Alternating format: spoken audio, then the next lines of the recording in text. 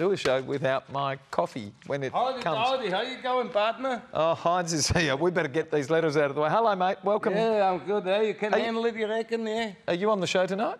Oh, I think I'll stay away. I just help you to get it started. You're not. I've got the names of the people who are on the show tonight. Yeah, Buffet 1, Buffet 2. Let me tell the people what the letters are tonight.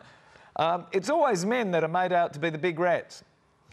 But I can tell you, some women are the worst serial cheaters on the planet. Yeah, I know a few. My neighbours are traditional Muslims, and I know that they feel as if they get a hard deal every day they walk down the street, especially the women. And that letter is about 2 sets of laws in Australia. They want to introduce Sharia law on top of our sets of laws for No, that Muslims. That wouldn't be on. And the final letter tonight. A simple good morning greeting is now an alien concept in Australia. All these and a terrific lot of panellists coming up in about 10 seconds. Hello at the beach, Heinz won't be here. He's going down to the beach, apparently. Bye-bye, we'll see you darling. then. Bye, Heinz. Thank you. One big or small, would a miracle be nice? Our motley crew is back, churning out advice. You might even laugh a bit in the following half hour. Park your backside on the couch, cause baby it's time for Sweet and Sour. Right here on Sweet and Sour. Pour some sugar on there, baby. It's time for Sweet and Sour. How's about some chili? It's time for Sweet and Sour. Yeah. Hey! Woohoo! Yep, we're here. Good evening, everyone. Welcome to Sweet and Sour. Lovely to have your company. Gary Mitchell with you for the next half an hour. And a terrific lot of panellists. Let's meet them straight away. Hello, Johnnie. Hey, Mitch. Nice to be back in the show. Nice to have you here, mate. Now, somebody tells me you're pretty good at whipping things up in the kitchen. Especially if it's just cracking an egg over things. Yeah, I don't tell people that because then they get me to cook for them. So thanks for announcing that. But there's a concoction that you made with custard that we might be able to make. Oh, yes, I've got this new invention called Custino. It's a cappuccino but made with custard instead of milk. Okay. Lauren, does that sound good to you? You want a heart attack, maybe? Hang on. Do you like custard? I do. Do you like cappuccinos? I do. And if you put them together, does that sound... Before it did a little bit, but not You've anymore. got to try. Welcome to the show, mate, anyway. Thank you. And someone who probably did try the Custino? Custino. Eddie, any good? You didn't try it? I didn't try it, Mitch. I was like this with it. When I saw him making it, I was just going, what is going on? He added the sugar and he added the coffee and then he added the chocolate and then he pulled out the custard and I was just going, I can't believe it. He didn't crack an egg on top of that, though, did he? And then he didn't come for a run with me down at the park. And I was like, this is Heart Attack City. Heart Attack City. Welcome, Eddie. Good to have you. Daz, how are you, mate? Great, mate. Thanks for having us back. Neuro-linguistic Programming. Programming. You don't say it on TV. Okay, what do we say? NLP will do fine. NLP, but they're all going to want to know what NLP stands for. Oh, NLP choke.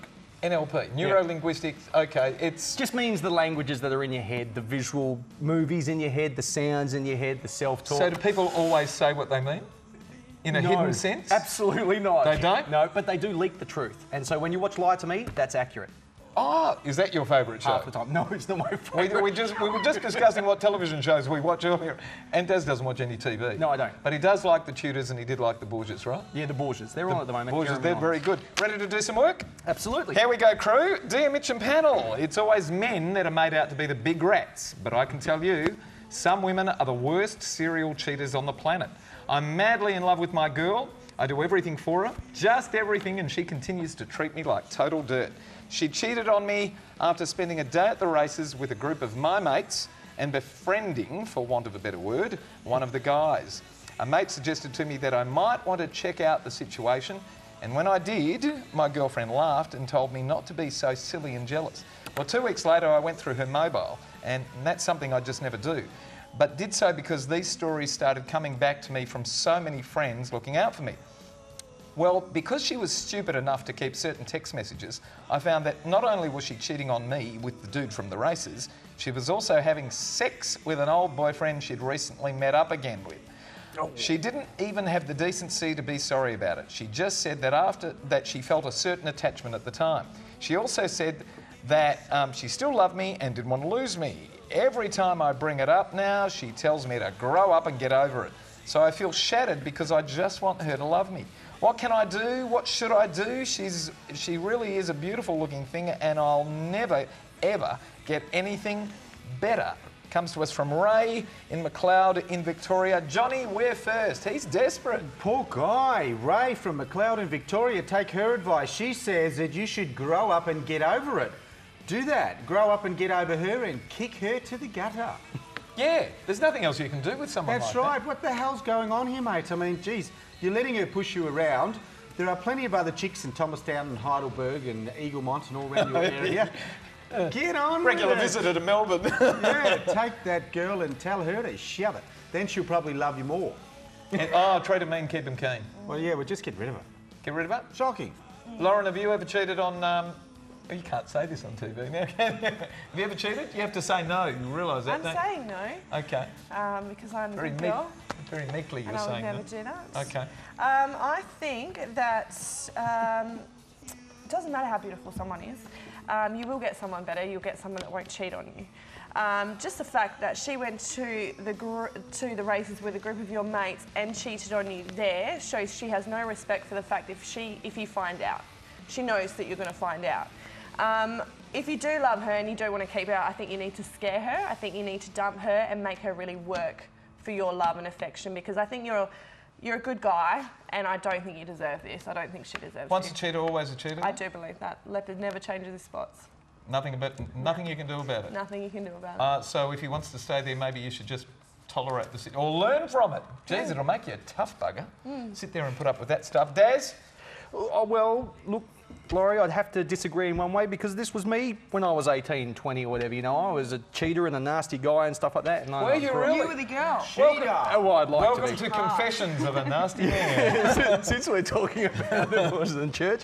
However, I'd have to say that it is possible to change your spots, but I think she would need more than just a scare. What did it take for you to change your spots?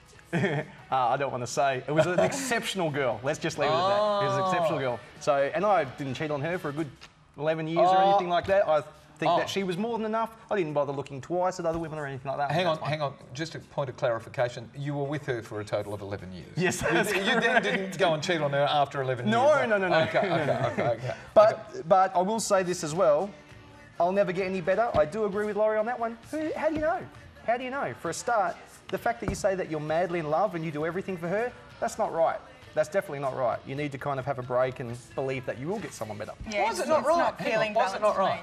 Because that's a lack of confidence not to think you'll ever get better. There's something unfulfilling in this relationship where it could be a lot more connected with somebody who is perhaps out there watching right now. And love's pretty blind too, isn't it? You tend to think that the person you're in love with is far more glamorous Everything. than they really are.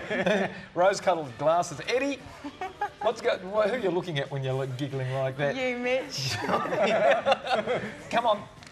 What's happening? Yeah, look, I think Ray is suffering from severe, what's the word I'm looking for? Love addiction. Love addiction, but insecurity as well. Like if he's saying that you'll never find anyone better, and if she's cheating on him, then he needs to have time out, man, and find out where he's at and where his strengths are. And if he doesn't have any strengths, then he needs to go and spend some time in the sea and the forest, get some positive ions, build his self-confidence up. Positive ions. Yeah, work He's out very where insecure, he's at. isn't he? Yeah, absolutely, and he'll never be able to love anyone until he loves himself. And basically, yeah, go do some of this stuff. You know? Yeah. Build your own self-worth before you take out a woman like this. Yeah, the arm. When we come back, we're going to be talking about whether we should tolerate two sets of laws in this country or not. Sweet and sour when we come back. Don't go away.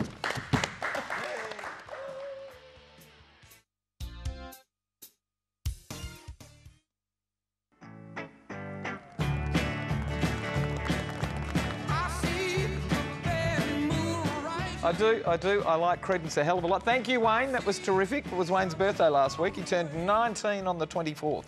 Not 24 on the 19th, as I always keep saying. If you would like to send us a letter, send it to the address that is about to appear on your screen. And there it is. And Johnny, the address is what? Letters at P.O. Box. No. No, I'm just joking. It's letters@sweetandsour.net.au. And for every letter that does land here, and we do like and discuss on the panel, we're going to send you to the movies, courtesy of Natalie Cameron and NRC Communications. And the movie we're going to send you to is this great Australian drama. And I mean that sincerely, because I have a little bit of a cultural cringe. I don't like Australian films in the main. That one, Oranges and Sunshine, is fantastic. Have you seen it? I've seen it. It's fantastic. Fabulous. Here we go. Hello, Sweet and Sour. We keep saying that Australia is a pluralistic and tolerant society. Well, I don't know so much. My neighbours are traditional Muslims and I know that they feel as if they get a hard deal every day they walk down the street, especially the women. They wear traditional clothing in public and, as you know, it covers pretty much the body extensively. Interestingly enough, underneath the coverings, the women are in very Western attire. I was invited over for a party plan event. Just women were there, most of them Muslim, who arrived fully covered. Then, once inside and comfortable, took the dark robes off, and they were all wearing normal and very feminine clothes. Well, my whole world opened up as I came to see these girls as very Australian, and I'd never even considered my neighbours as anything other than very delightful foreigners. They are dinky-die Aussies who happen also to be traditional Muslims. I now fully understand why their form of Sharia law, as an additional set of laws, is appropriate to have applied for Muslims here in Australia. Let me say again, an additional set of laws. That means on top of our own laws. It really is just another form of tolerance that helps bridge the seemingly huge divide between Islam and the West here in our own backyard. It comes to us from Jane of Kenmore Hills in Queensland. And Lauren, we're going straight to you first. This one, this letter was a bit hard, to tell you the truth, Jane. There's no question in this, it was more of a statement. But what I've got from this is you say that we are pluralistic and a tolerant society. Try going to one of these Muslim countries and wear what you wear every day down the street. Your bikinis, your dress, one that I'm wearing now. Go out without a man, you will be stoned. You can be killed for some of the things that we are allowed to do here in Australia. We are very tolerant. We are very accepting of the people that come into our country, I feel. They are Western people underneath these robes, but that is their religion. That's their choice, and they're allowed to choose that in Australia. We accept thousands of people a year to come into our country and accept our way of life. I do not come to these people's countries and tell them how to live, what religion that they have to abide by. And if they do want to come here, they do want to have that religion, I completely agree with them, but understand that this is our country as well.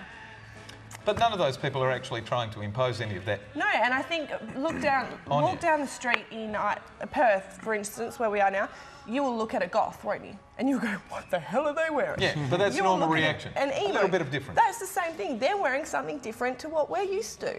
They're allowed to do that. Everyone's allowed to do that. That's why we're in such a good country. That's why it is a good country. Johnny? Well, yeah, I get that all the time with what the hell are you wearing when I get dressed and my girlfriend says, you're not wearing that. And speaking of dressing up as a Muslim woman, yes, I've had to do that several times also.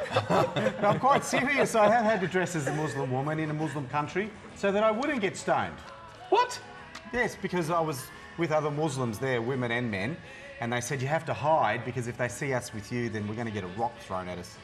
So, yeah, I said, okay. Really? So, yeah, I had to put on the thing. So because they don't want Western boys in this particular country, North Africa, mixing with the girls, with their girls.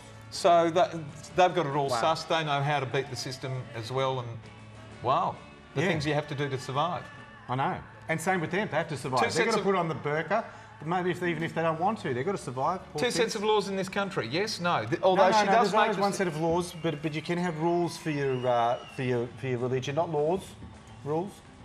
Yeah, all religions have their own sets of laws. Yeah, and you can go, we respect all that. But you don't. But there's a separation between church and state.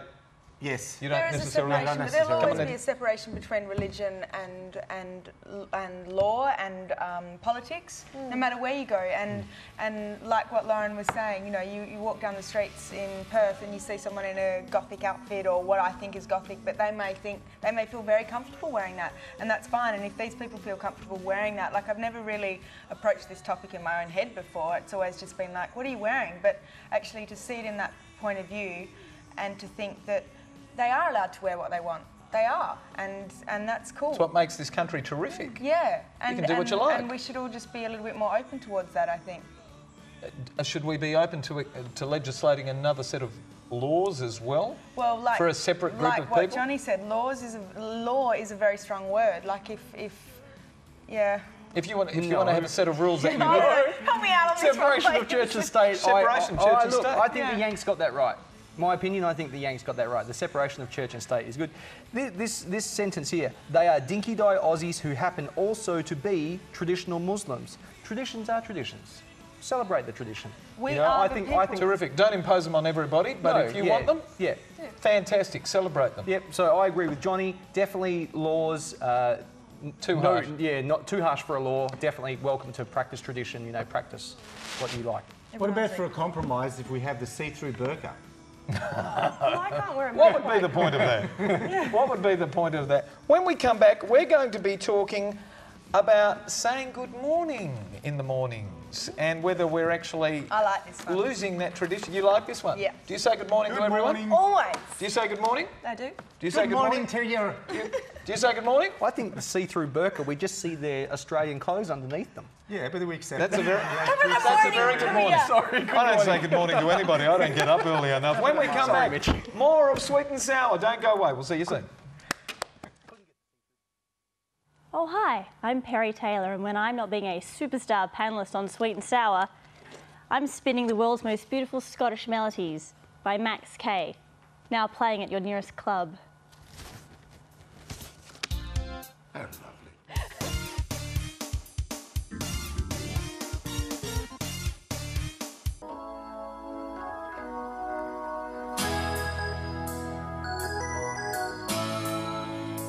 We're on. Welcome back to Sweet and Sour. Hi there, panellists. Nobody talks anymore. I walk to work every morning as I live only 2 kilometres away and it saves me heaps of money. It's just great. Well, my iPhone broke and I couldn't listen to my downloaded music as I normally do every day. There were so many people walking in the opposite direction as I was headed to work that I couldn't help blurting out a very cheery good morning as I passed each one. Not a single solitary soul, believe it or not, was able to articulate a proper good morning back to me. I received a million grunts and lots of blank stares. Some even jumped with total surprise at having been greeted by another human being. What's going on in our cities? I can't believe these responses I was getting, or lack of them to be more accurate. A simple good morning greeting is now an alien concept in Australia.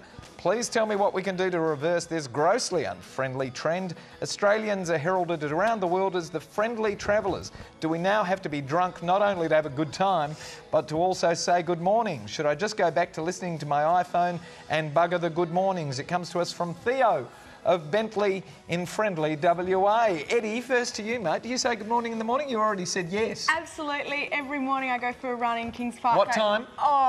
Anywhere between 6 and 10. Oh, happy people in the mornings. They drive you mad, Depends though. what time I get up. But look, if you Between stop... 6 and 10, there's a But wide Mitch, margin. it's a guy, Theo. If you stop saying good morning, is this one of your mates, Theo? Theo, no, I don't have any mates, Eddie. Sorry, I wished I did. If you stop saying good Oh, he's morning... Greek. Yeah, that's what I mean. Duh. Theodore. Maybe he's just a Theodore. Okay, I get it. You got to keep spreading the love. Like, it doesn't matter if it doesn't come back. He's a Just good keep boy. spreading it. Like, if you stop, then that'll just give an excuse for everyone else to stop spreading the love. Surely there's someone else out there that'll say good morning to you. And when you... Like, I know for a fact that when I go running and I say good morning, even if they don't say good morning back, I feel good about it. Oh, so you get the brick wall as well? Totally, yeah. I always give good morning, and I often get no good. What's the stats? How many people would say good morning back and how many wouldn't? Around 7 o'clock in the morning, I'd probably say 95% say good morning back because that's Really? a jolly time. Oh, Yeah. don't those people make you sick? No, Mitch, it's a good way to start the chirpy. day. Oh, morning time. Saying good morning. Oh, God. Daz, do you say good morning in the mornings or aren't you up either? No, I'm the same as you, mate. Oh. But I do want to say, don't you learn interesting things when your iPhone breaks? Haven't you just found that out? When your iPhone, people can talk to each other. Mate, Theo. Actually, that's very opposed true. to This text. guy didn't discover it until his iPhone broke. You were one of those people that were walking down the street going, no thanks. Sorry. I will say the grunts are probably to a large extent due to the fact that when you speak to people and you've got your headphones in, you really don't know how loud you're speaking to people. Yeah. So in order not to sound like, hi, how are you? In order not to sound too loud, people will often kind of bring down the volume a little bit. So that explains the grunts. And in all honesty, Theo, I'm going to play devil's advocate. Do you really think that we need to find out how people are? Would you like to really know? Would you like to really? Because if they answered honestly, I know the etiquette and the manners, and I'm cool with that. How are you, mate? Leave it. Well, not good. Yeah. How are you really? Or, who are you? How is your day likely really to turn out? Are you optimistic? I don't know. Would you really want to know? That's my question back to Theo. Would you really want Actually, Aussies are really funny because when they ask you how you're going, that's one trick. The other thing is they tell you what you're doing. Oh, you're going for a run, mate. Oh, you're going for a swim. Oh, yeah, mate. You're doing this, mate. Come on, Johnny. Right. I reckon, Theo, you got to stop freaking people out because it's your big day to take off the iPhones and say hello to people, and all you seem to be doing is going, good morning, and then getting more aggravated because they're not saying anything. Good morning, and no wonder people are jumping up and down and grunting and giving you blank stares because you're probably turning around and going, well, if you don't want to say good morning, we'll go out. That's what it sounds like. Oh, there's some editing coming the way of the show a little bit later, okay. Lauren, last word on this one. Are you a good morning person as well? It depends. I don't know how I'm meant to follow that, really. Don't even try it. No. With a good morning. Yeah. Maybe a good evening. With your finger. Good evening. No, I don't know. I depends what time of the day it is. Like if I walk from East Perth to Subiaco some mornings, and if I was going to say hello to everyone, I'd be like, hi. So what do you do? Do you avoid eye contact? No, it's just the other... When it's natural, you say good morning. When there's one-on-one, you're like, hi, how you doing? I'll do that, but I'm not going to say it to everyone. Why not? Might get a few phone numbers if I did. Oh, well, there you go. There's a reason. Start doing Stories it. to do it.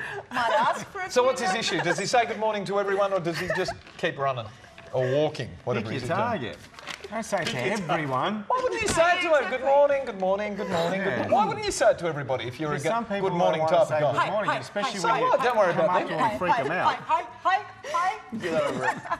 I don't think so. We've got to pick a letter to give away the limited edition Sunnies courtesy of Aussie Opticals. Which one do we like, Johnny? Well, I reckon the poor first guy with the bad girlfriend. Bad girlfriend. Ray from McLeod in Yeah, give it Victoria. to him. Oh, the serial cheating woman.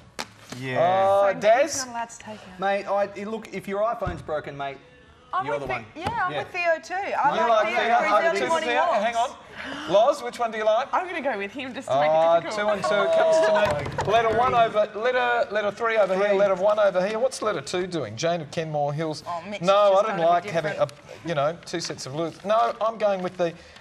Any boobs in any of them? No, nothing. Okay, I'll go for the cheetah. I feel sorry for the poor bloke as well. Yeah. All right, coming out to Ray of McLeod in Victoria, a pair of limited edition Sunnies courtesy of Alan Treves and Aussie Opticals. We've got to go, Johnny.